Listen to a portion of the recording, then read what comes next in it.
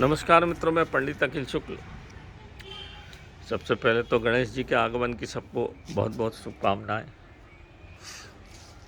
गणेश जी विघ्न विनायक, पीला रंग उनको पसंद है।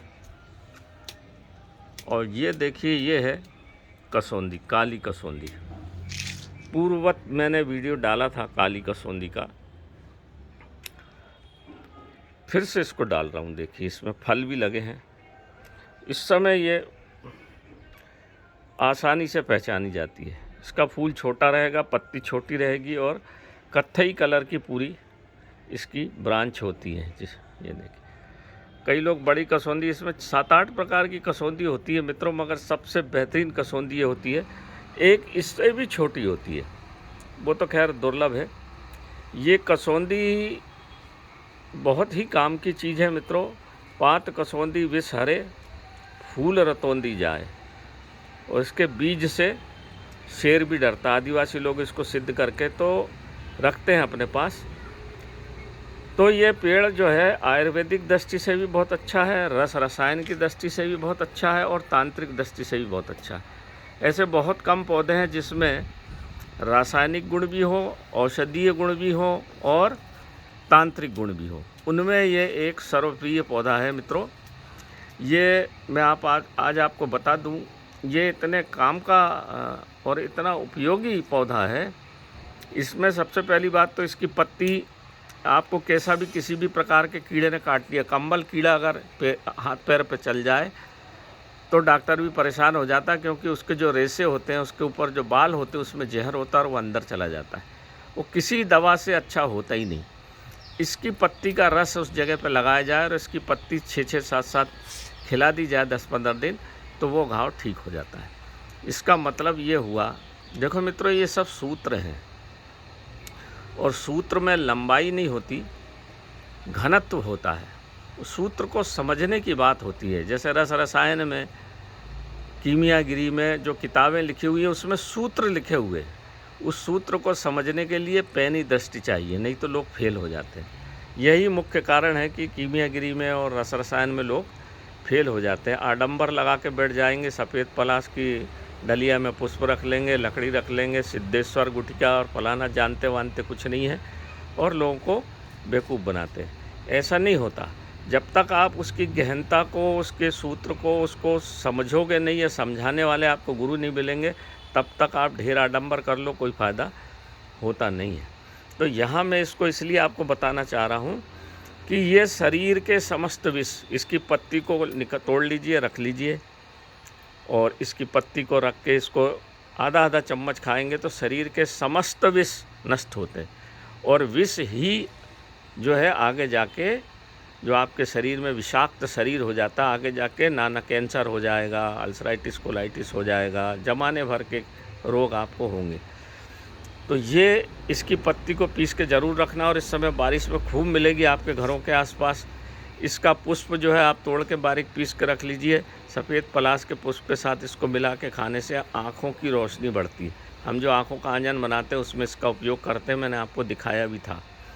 इसके बीज जो है वात रोग को जड़मूल से नष्ट करते हैं। इसके अंदर बीज होते हैं, उनको बारीक पीस के, जैसे काफ़ी के जैसा स्वाद होता है, उसमें आधा चम्मच डाल के, थोड़ा सा कम मात्रा में क्योंकि गर्म होता है, डाल के खाएंगे तो आपके वात रोग में भी बहुत अच्छा ये काम करता है। रक्त को पतला करता है। आपके हार्ट में कोई ब्लॉकेज है, खून गाढ़ा है, कोलेस्ट्रॉल है, नलियों में, धमनियों में कोई ब्लॉकेज है, उसको जड़मूल से साफ़ करके खून को पतला करके आपको स्फूर्ति बनाता है। जो 21 औषधि का चूर्ण है उसमें भी हम इसका प्रयोग करते हैं। हम हमारी समस्त औषधि में इसका प्रयोग ज़रूर करते हैं। ये तो हुए इसके औषधीय गुण। इसकी जड़ भी बहुत तीव्र होती है। इसकी जड़ को शनिवार के दिन अभिमंत्रित कर दें और इतवार के दिन ला के अगर अपने पास रखते हैं तो लक्ष्मी का नाश नहीं होता। कभी लक्ष्मी का नाश नहीं होता। मतलब करोड़पति भले ना बने पर अनावश्यक जो लक्ष्मी कई लोग बोलते हैं ना, 100 रुपये कमाया और 200 खर्च हो गए, उसको रोकता है। इसलिए पुराने ज़माने में गाँव में आज भी आप देखेंगे तो इसका वृक्ष घर के सामने मिलेगा।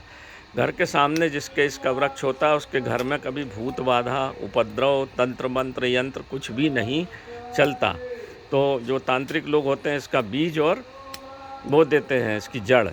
इसके बीज को बारीक पीस के खिलाने से कुत्ते का विष चूहे का विष, बिल्ली का विष, सियार का विष, किसी भी प्रकार का विष किसी जानवर के काटने से जो आपके शरीर में व्याप्त है, तो इसका बीजे को 2.5 बीज को गुड़ में मिला के खिला दो, विष नष्ट। मैंने बड़ी मेहनत करके पता करा, एक आदमी कुत्ता, पागल कुत्ता काट लेता था तो बीज देता था, फिर मैंने उससे 2.5 बीज लिए, उसको बोया तो कई बार तो कुचल के देता था, एक आध बार साबुत हुआ, तब समझ में आया कि ये काली कसौंदी। इस तरह से चीज़ें मिलती हैं मित्रों, मेहनत करना पड़ती है। मैं आपको दे रहा हूँ फ्री में।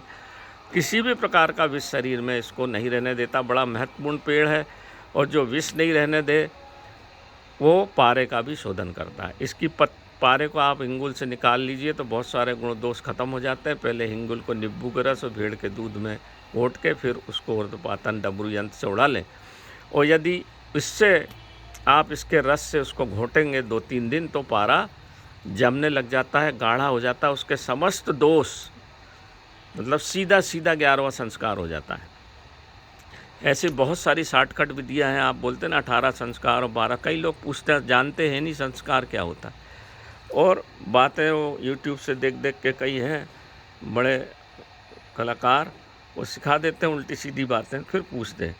संस्कार का मतलब होता है जितनी चीज़ें आप औषधियाँ उसमें डाल रहे हैं, जितने गुण उसमें बढ़ रहे हैं और दुर्गुण उसमें निकल रहे हैं, ये सीधी सी परिभाषा है संस्कार, इसको समझ लीजिए। तो ये इतने बढ़िया पौधा माना जाता है मित्रों, इसको घर में ज़रूर लगाओ, लक्ष्मी कभी आपके घर में रूठेगी नहीं। पीला पुष्प है, इसके गणेश जी को चढ़ाया जाता है, गणेश जी बड़े प्रसन्न होते हैं। और इसकी पत्ती को बारीक पीस कर रख लिए औषधि गुण में, और जो पारद का काम करते हैं उसमें ये इसका रस निकाल लें, और उसको पारद अच्छा शुद्ध पारद होना चाहिए, तो बहुत जल्दी गाढ़ा होने लगता है। ये इसका एक गुण है जो आपको मैं बता रहा हूँ। देखो मित्रों, बहुत सारी जगह पे लिखा हुआ है इसका विवरण।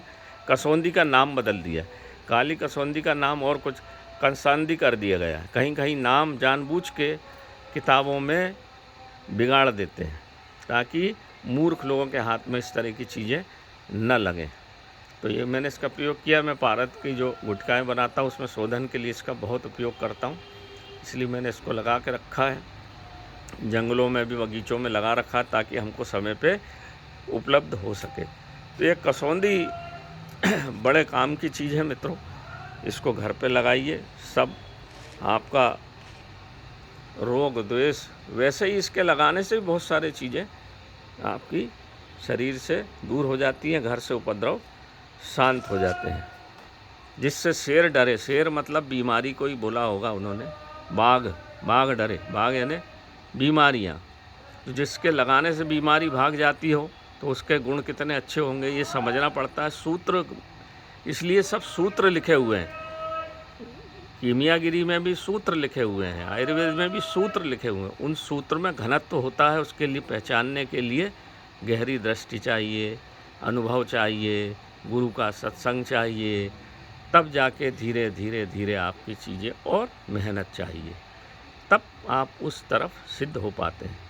तो नमस्कार मित्रों, मैं पंडित अखिल शुक्ल इस कसौंदी से आपको अवगत करा दिया। इस समय बारिश में खूब उगरा है, इसलिए मैंने आपको कराया कि पुष्प भी पहचान लें, फली पहचान लें, पत्ती पहचान लें, और इसको ज़रूर घर में लगाएं। और इसका कोई नुकसान नहीं है, इससे फ़ायदा ही फ़ायदा है इसकी पत्ती के प्रयोग से। शुगर में भी ये रक्त शोधक है, बहुत बढ़िया।